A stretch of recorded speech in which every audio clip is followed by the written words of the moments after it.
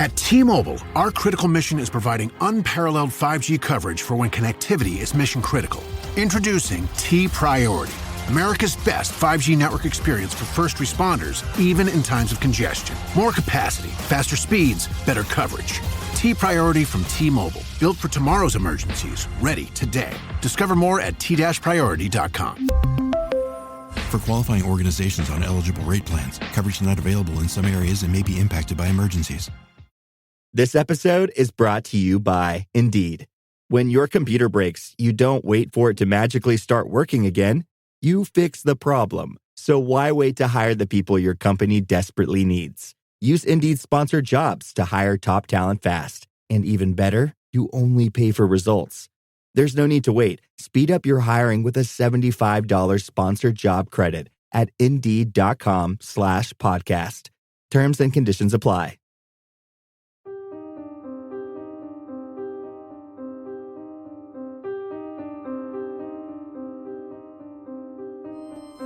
Qual o limite da ética na ciência? O que vale mais, a diplomacia ou o confronto direto? Essas são apenas algumas perguntas que podemos nos fazer quando estudamos com mais atenção o que foi o Projeto Manhattan. Uma força-tarefa responsável pelo desenvolvimento e pelo lançamento das bombas atômicas que os Estados Unidos lançaram no Japão no final da Segunda Guerra Mundial. Sempre que estudamos os principais acontecimentos dessa guerra, é normal cruzarmos o assunto sobre o bombardeio que aconteceu nas cidades japonesas de Hiroshima e Nagasaki. Mas pouco falamos sobre todo o processo que levou até esse acontecimento. Por isso, o meu objetivo aqui hoje é mostrar para vocês como que uma guerra também é travada no campo científico. Uma das constantes na história da humanidade é que nós sempre estivemos envolvidos em guerras. Sejam elas pequenas ou grandes, o ser humano sempre usou do conflito para atingir os seus interesses. Com as guerras do século XX, obviamente, não foi diferente.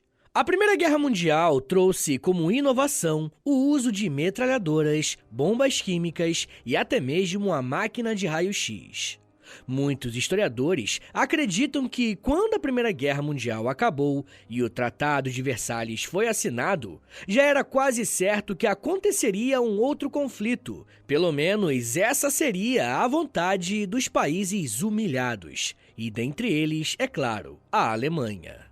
Aqui no feed do História em Meia Hora, nós temos uma série de episódios falando sobre os anos anteriores à Segunda Guerra, como a própria ascensão do nazismo e do fascismo em seus respectivos países. Mas nesse momento, eu gostaria que vocês focassem em uma questão para entendermos a motivação do que virá a ser o Projeto Manhattan. Eu tô falando do expansionismo alemão. Quando o Partido Nazista chegou ao poder na Alemanha, Hitler desejava que o seu país voltasse a ser grandioso, e para isso tinha alguns projetos em mente. Um dos focos de recuperação da Alemanha estava voltado para a economia.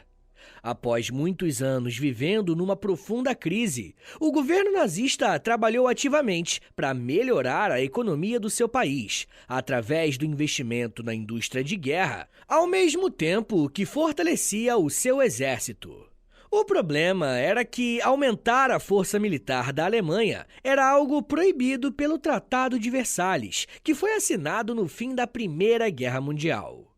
Outra coisa que os alemães não podiam fazer era aumentar as suas fronteiras, um ponto que também foi ignorado. Essa questão do expansionismo alemão geralmente está associada àquela ideia do espaço vital, que é uma teoria em que os supostos arianos teriam direito a um grande território da Europa, e isso justificaria uma invasão a outros países, como aconteceu, por exemplo, com a Bélgica, Tchecoslováquia e a Polônia. Foi a partir da invasão da Tchecoslováquia que a comunidade internacional decidiu agir, e a França e a Inglaterra foram para a mesa de negociações na Conferência de Munique, em setembro de 1938. Nessa reunião, o principal assunto a ser debatido era justamente o expansionismo alemão e como que isso ligava um alerta nos outros países. O que ficou acordado, então, era que a Alemanha poderia ficar com uma parte da Tchecoslováquia e, em contrapartida, não iria conquistar mais territórios.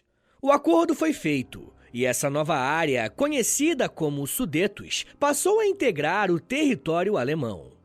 Beleza, mas por que a Alemanha queria tanto os Sudetos? Existem algumas motivações bem importantes para o nosso assunto aqui hoje.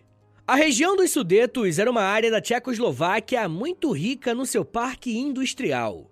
O desenvolvimento econômico daquela área era altíssimo, e isso poderia agregar muito ao Terceiro Reich. Porém, o que pouca gente sabe é que os Sudetos eram extremamente ricos em urânio, um recurso mineral essencial para o desenvolvimento de armas nucleares. Com essa posse valiosa garantida, o governo de Hitler autorizou a extração desse minério e, em seguida, deu início ao projeto de energia nuclear alemão, criado em abril de 1939. O programa alemão logo se expandiu e começou a trabalhar em 3 frentes, todas envolvidas direta ou indiretamente com a questão nuclear. Por mais que esse projeto não seja algo que foi criado e anunciado ao grande público, a comunidade científica tinha um certo trânsito e contato com outras partes do mundo, e não demorou para que a notícia vazasse para países como os Estados Unidos, Reino Unido e França. Em agosto de 1939, 2 físicos importantíssimos chamados Leo Szilard e Eugene Paul Wigner somaram esforços para tentar alertar o governo dos Estados Unidos do perigo.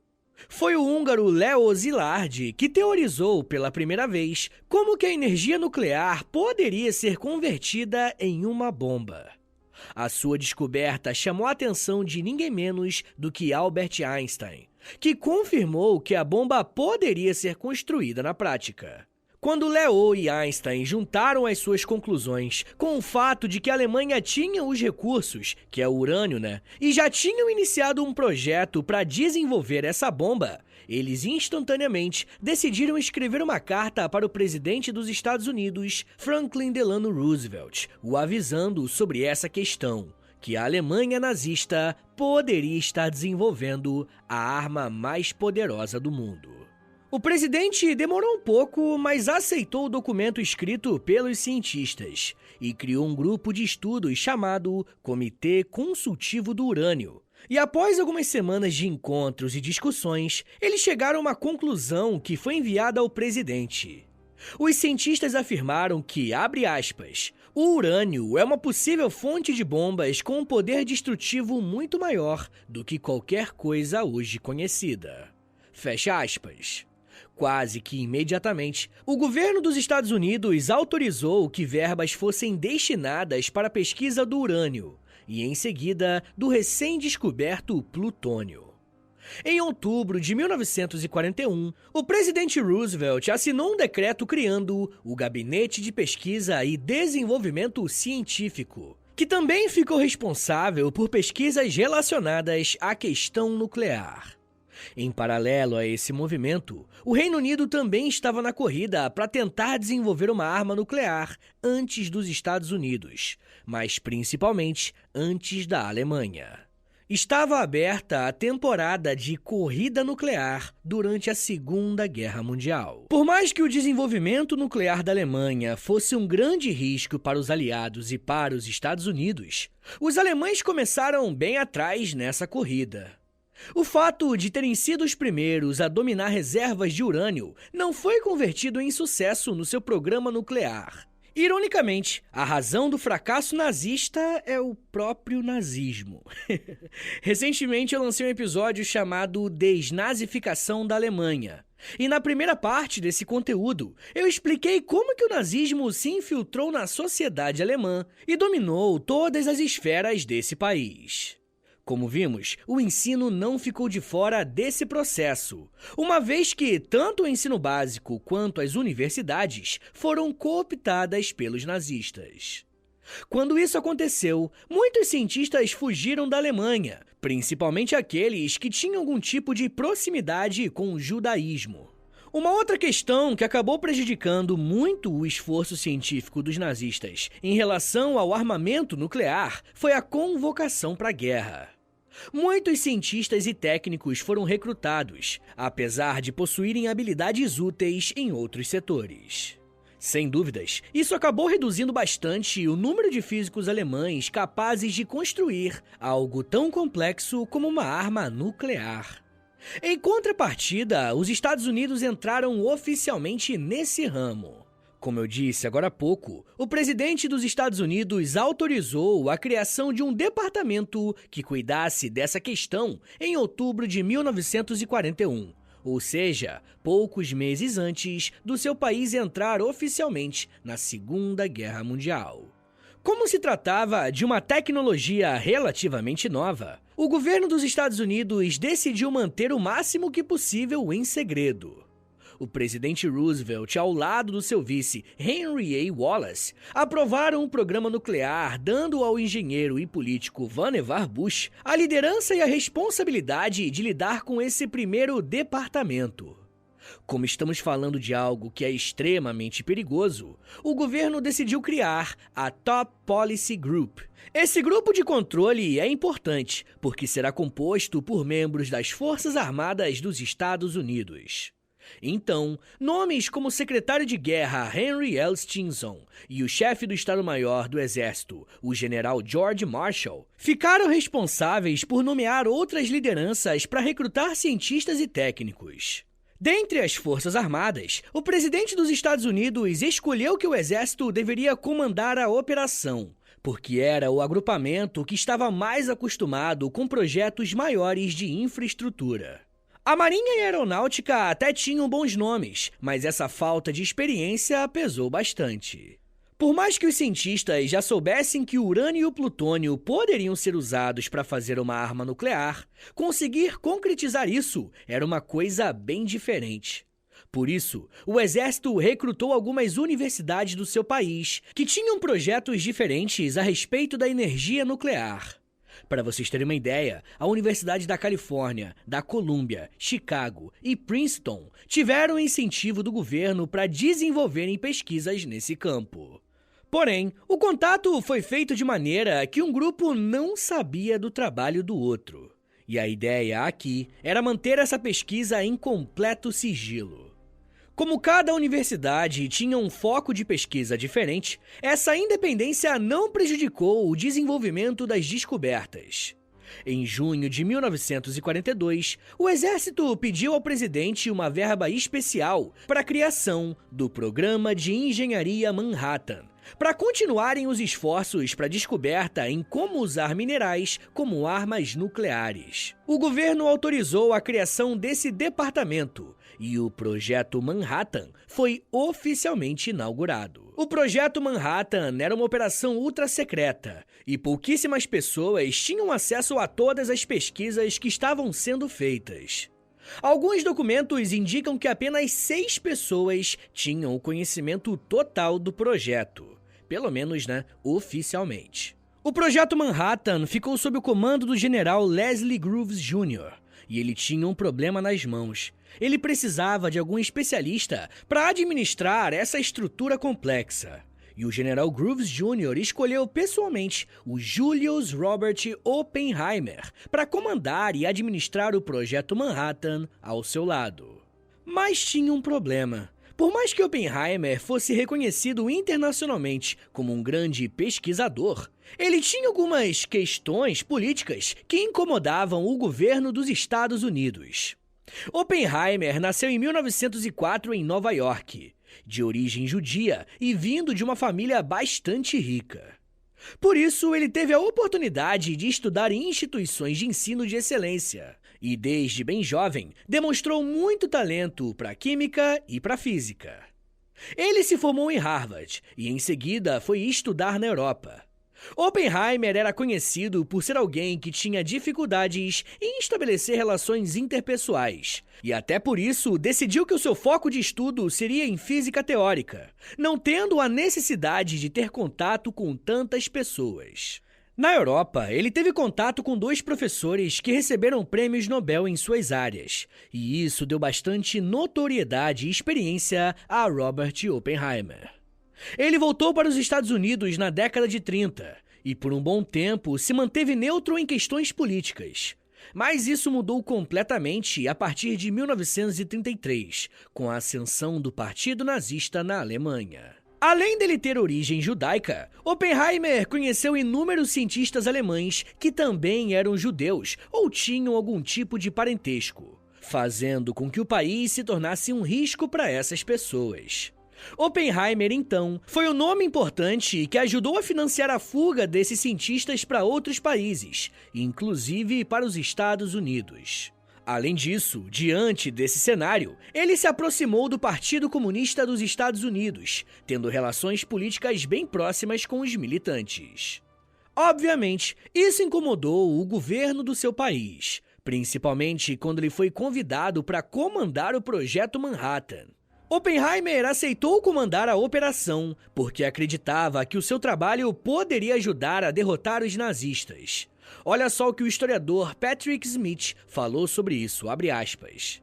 Para Oppenheimer, assim como para muitos outros cientistas, embora a bomba atômica fosse um instrumento definitivo de destruição, ela também encerrava a possibilidade de criar a paz duradoura.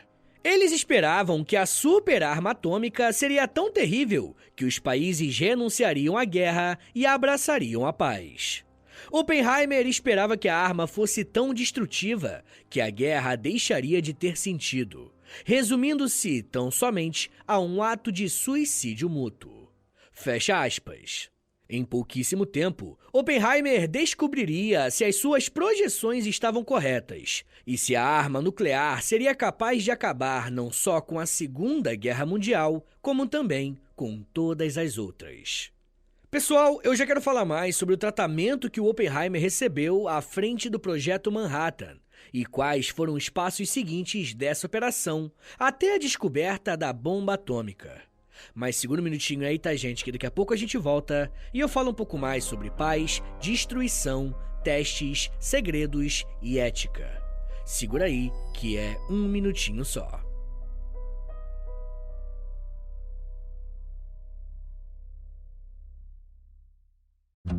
Membership means more with American Express Business Gold.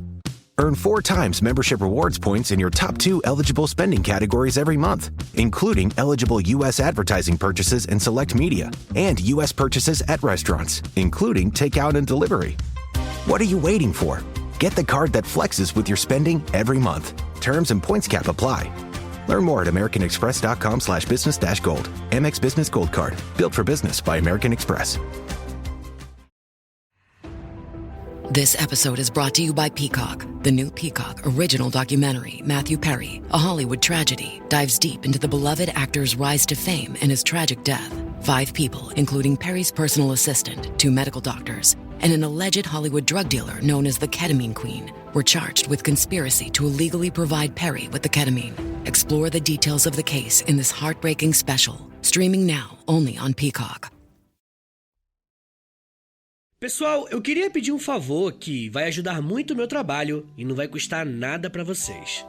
O História em Meia Hora é um podcast exclusivo Spotify.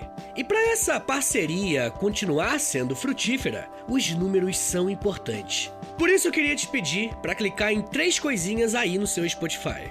Primeiro, nas estrelinhas. Dá 5 estrelinhas aí pra gente na avaliação, por favor, porque a avaliação é o que mais ajuda o podcast a chegar em outras pessoas. Segundo, já aproveita e clica em seguir. E se você quiser receber no seu celular um aviso de quando tem episódio novo, clica também no sininho. Mas claro, só se você quiser. Obrigado de coração pela ajuda e continue com o episódio.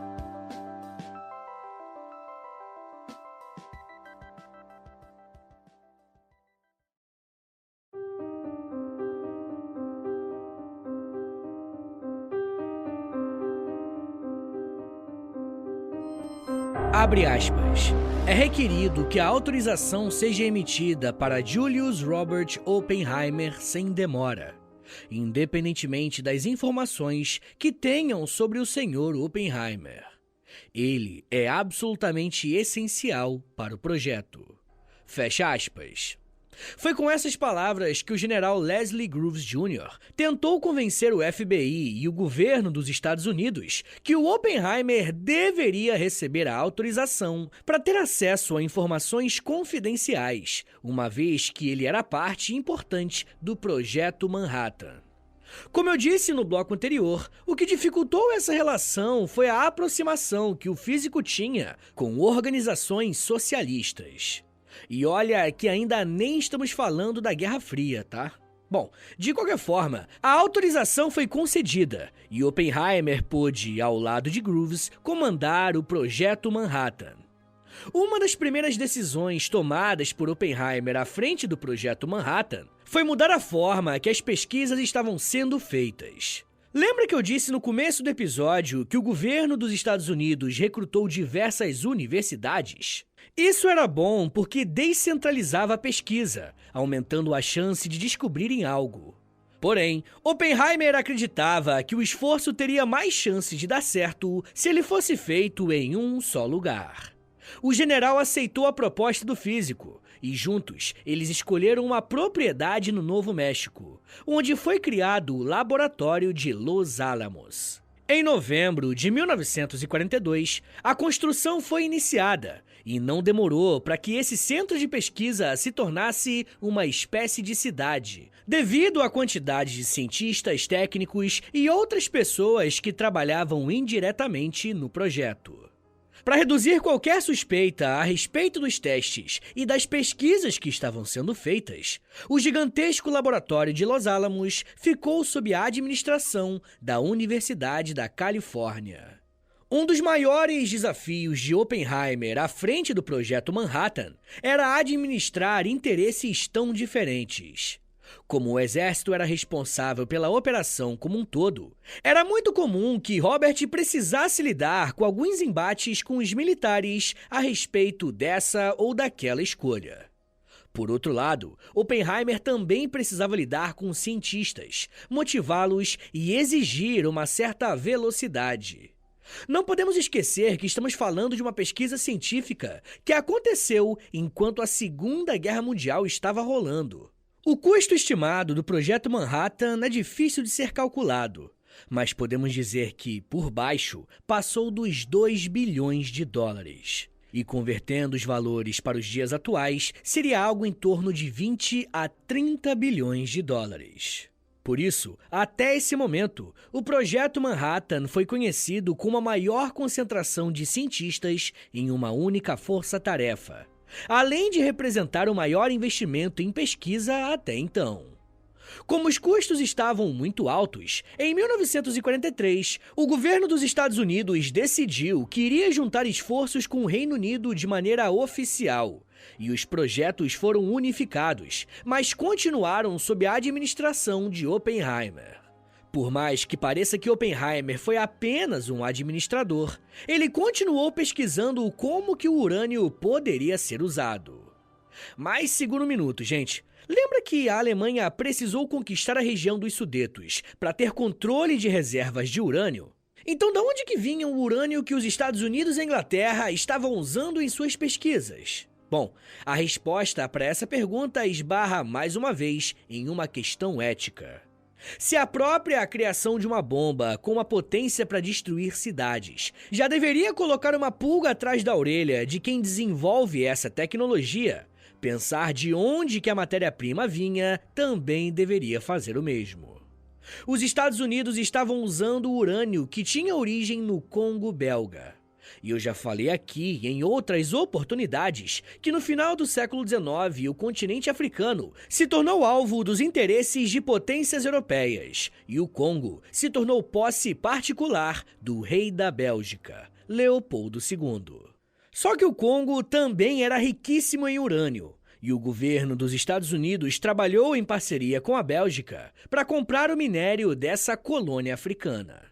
O Departamento de Estado dos Estados Unidos negociou a compra de mais de 1.000 toneladas de urânio para serem usados nas pesquisas da arma nuclear. A compra foi aprovada e quase todo o urânio usado no Projeto Manhattan tinha origem congolesa. Com todos esses recursos materiais e humanos aplicados no Projeto Manhattan, os Estados Unidos finalmente conseguiram construir o primeiro reator nuclear da história, concluído ainda em 1942 em Chicago. A conversão dessa reação controlada no reator em um armamento foi feita nos laboratórios secretos de Los Alamos, sob o comando de Oppenheimer. Ao todo, o Projeto Manhattan demorou pouco menos de 3 anos para descobrir como transformar essa reação química em uma arma. Quando essa descoberta foi feita, era necessário fazer um teste para verificar algumas questões. A primeira era se, de fato, a bomba funcionaria, e a segunda questão, e mais importante, era descobrir o tamanho do seu impacto. No dia 16 de julho de 1945, o Projeto Manhattan conseguiu organizar um teste no deserto de Los Alamos. E a expectativa era muito grande, mas o medo também era. Além de ser um deserto, as áreas ao redor do teste também foram isoladas para diminuir as chances de qualquer problema. A explosão aconteceu conforme o esperado, e a potência foi de 20 quilotons, ou seja, 20 quilotoneladas de TNT, uma dinamite que era comum. O teste foi gravado e está disponível na internet, caso você queira ver o que aconteceu em 1945. O sucesso do teste com a Trinity dividiu a opinião dos cientistas. Um deles, Joseph Rotblat, bastante envolvido no projeto, abandonou seu posto após perceber que a Alemanha não tinha a mínima condição de chegar a construir uma arma nuclear. Como conta o pesquisador Fernando de Souza Barros, abre aspas, Joseph Rotblat foi o único cientista que saiu do projeto por questões morais. Isso ocorreu quando ele tomou conhecimento, no final da Segunda Guerra Mundial, que a Alemanha nazista já não tinha condições de fabricar bombas atômicas. Enfrentando a reação oficial contrária à sua decisão, Rotblat retomou a Inglaterra, onde havia trabalhado antes do início da guerra, e iniciou uma campanha contra as armas atômicas, fundando a Associação dos Cientistas Atômicos. Fecha aspas. Uma postura parecida com essa foi a do próprio Oppenheimer. Ele ficou decepcionado por não ter descoberto essa arma rápido o suficiente para usar contra os nazistas, que a essa altura já haviam sido derrotados. Porém, existia um país que ainda estava em guerra contra os aliados, que era o Japão. Assim que a Trinity, que é o nome da bomba que foi testada, deu resultado, o governo dos Estados Unidos começou a ventilar a ideia de que poderia lançar bombas atômicas no Japão. A essa altura, o presidente Franklin Delano Roosevelt já havia falecido, e quem assumiu no seu lugar foi Harry Truman, que autorizou o lançamento dessa arma atômica contra os japoneses. Nos dias 6 e 9 de agosto de 1945, 2 bombas atômicas do Projeto Manhattan foram lançadas nas cidades de Hiroshima e Nagasaki, respectivamente. E assim como esperado, as bombas causaram uma destruição gigantesca, matando mais de 100 mil pessoas imediatamente e outras centenas de milhares em consequência da radiação. Mais uma vez, essa ação dividiu a opinião dos cientistas. Oppenheimer, por exemplo, aprovou somente o primeiro lançamento, acreditando que o segundo lançamento em Nagasaki não tinha necessidade de acontecer. Após a Segunda Guerra Mundial acabar, Oppenheimer foi uma das vozes mais importantes a respeito do uso da energia nuclear. E ele defendia que a energia nuclear não deveria ser mais usada em armamentos, pois poderia levar ao fim da humanidade. De certa forma, o Projeto Manhattan atingiu seu objetivo. Afinal, conseguiu criar uma arma de destruição em massa a partir do urânio. Porém, como o objetivo central era usar essa bomba contra os nazistas, muita gente se perguntou se a descoberta de fato teve o seu propósito cumprido. Esse debate aparece porque, para muitas pessoas, as bombas atômicas não deveriam ser lançadas contra o Japão. E essa opinião é sustentada a partir das reuniões que aconteceram em fevereiro de 45 em Yalta, na chamada Conferência de Yalta. Nessa reunião, o presidente dos Estados Unidos, Franklin Delano Roosevelt, que estava vivo, o primeiro-ministro britânico Winston Churchill e o líder da União Soviética, Joseph Stalin, sentaram à mesa para decidirem o que fazer com o fim da guerra. E até aquele momento, somente a Alemanha e o Japão ainda estavam no conflito, mas a permanência dos nazistas era uma questão de tempo para deixar de existir. Em Yalta, ficou decidido que, após a vitória contra a Alemanha, a União Soviética ficaria responsável em entrar em guerra contra o Japão para conseguir a rendição do último país que pertencia ao eixo. E de fato, isso ocorreu quando os soviéticos invadiram a Manchúria para expulsar os japoneses de lá.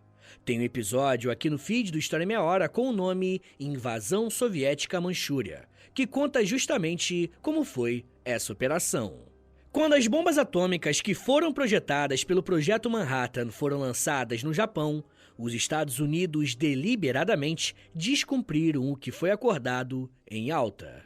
Pessoal, bora fazer aquele resumão no final do episódio, beleza? Bem, se quisermos fazer um resumo do que foi o Projeto Manhattan, estamos falando de um processo que começou ainda na década de 30, com a descoberta da fissão nuclear. Essa descoberta científica levou o governo da Alemanha a se utilizar do seu expansionismo para dominar reservas de urânio. Por mais que a Alemanha tenha conseguido esse grande ativo, eles não conseguiram desenvolver o seu armamento nuclear por motivos internos. Já os Estados Unidos foram avisados de que os nazistas planejavam construir uma arma nuclear e correram imediatamente para conseguirem construí-la antes. O Projeto Manhattan nasce de um projeto do governo dos Estados Unidos que contou com a atuação dos militares e dos civis. Quem ficou responsável por administrar esses grupos tão distintos foi o cientista Robert Oppenheimer, que apesar de ser extremamente talentoso, precisava lidar com uma certa oposição do governo dos Estados Unidos por conta de sua relação com o Partido Comunista dos Estados Unidos. Foi a partir da coordenação de Oppenheimer à frente do Projeto Manhattan que os Estados Unidos, em aliança com o Reino Unido, conseguiram fazer o primeiro teste de uma arma nuclear, com uma bomba chamada Trinity. E o teste ocorreu em julho de 1945, e como foi positivo, logo se tornou uma alternativa para ser usada em guerra. E isso aconteceu pouco menos de um mês depois, quando os Estados Unidos lançaram 2 bombas atômicas em cidades japonesas, Hiroshima e Nagasaki.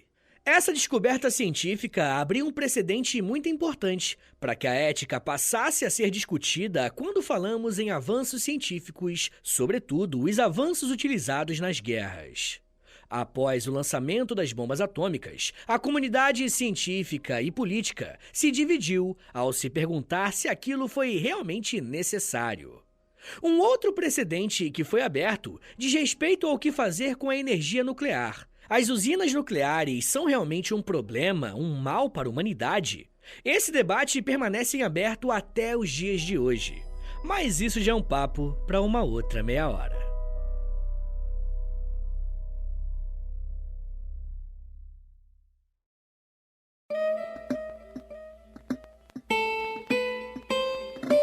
Senhores, muito obrigado por terem vindo até aqui. Meu nome é Vitor Soares, eu sou professor de História e você acabou de ouvir o História em Meia Hora, beleza? Compartilha esse episódio com a rapaziada, posta nos stories do Instagram e aí você me marca no @História em Meia Hora, ou você pode também postar no Twitter e aí você me marca no @H30podcast.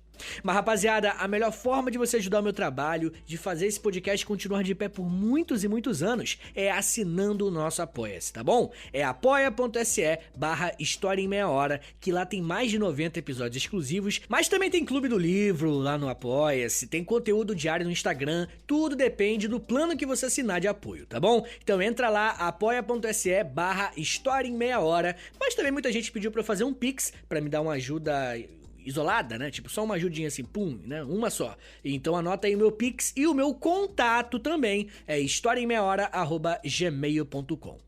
Rapaziada, eu quero lembrá-los que o História Meia Hora tem a parceria com a Loja, tá bom? LOLJA, Loja. Entra no site deles, loja.com.br, digita História Meia Hora que você vai entrar na nossa lojinha, bonitinha, com várias camisetas, moletons, tem vários produtos muito legais na loja.com.br e claro, né, além de você ficar gatão, gatona, usando uma camisa, mostrando pros outros que você gosta de história, você também tá ajudando o meu trabalho.